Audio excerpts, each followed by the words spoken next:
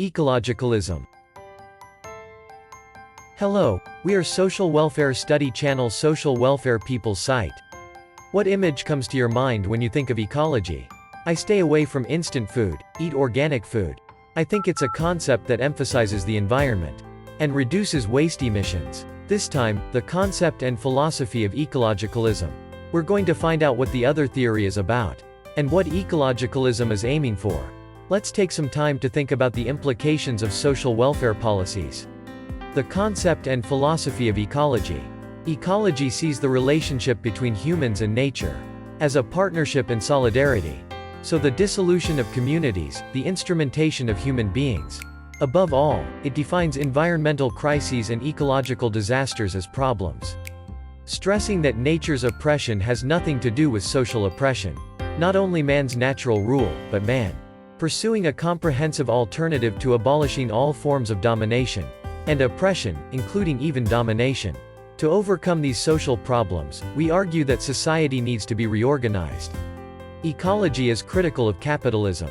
The expansion of materialism and consumption to sustain unstable capitalism, which spread during the development of capitalism, will eventually lead to humans and nature, with devastating consequences for everyone.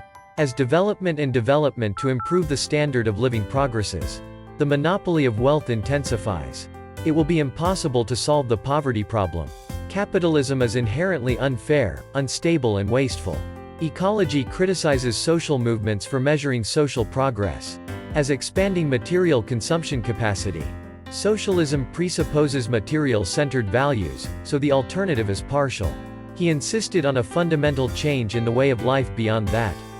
Ecology is, in order to lead the complete reorganization of society, new values are needed beyond the existing material-centered values. We must pursue complementarity, autonomy, and solidarity. Here, complementarity refers to considering living with others as a value of humanity. Autonomy means the restoration of a human's independent life. Solidarity is the emphasis on the partnership between man and nature. Ecology aims for a community. In other words, not a centralized state, but a society in which communities are organized in a network. People accept responsibility for each other and responsibility for the environment. They argue that broad social needs should be addressed at the community level. Through social capital development, ecology is critical of social welfare policy. I think the continuation of capitalism through welfare is trapped in a growth paradigm. High levels of public welfare expenditure are not a preference from an ecological standpoint. The national centrality, bureaucratic centrality of the welfare state makes citizens a batting average. Even though social problems stem from the nature of industrial society, he doesn't address the root cause of the problem and criticizes the urgency of responding to the symptoms. A centralized welfare state is not desirable. Achieving equality and eradicating poverty remain important challenges. Liberating distorted labor from a capitalist society. In other words, they convert wage labor into labor for themselves.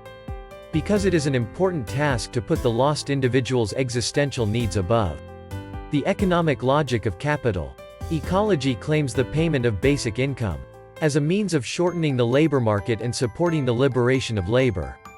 In summary, ecologicalism is a new community-oriented society, where complementarity, autonomy and solidarity are important values. This is a society where members pursue their own society.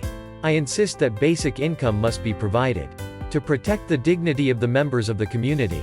So we're going to talk about ecologicalism. I thought that if we became an ecological society, a lot of people would be able to pursue happiness.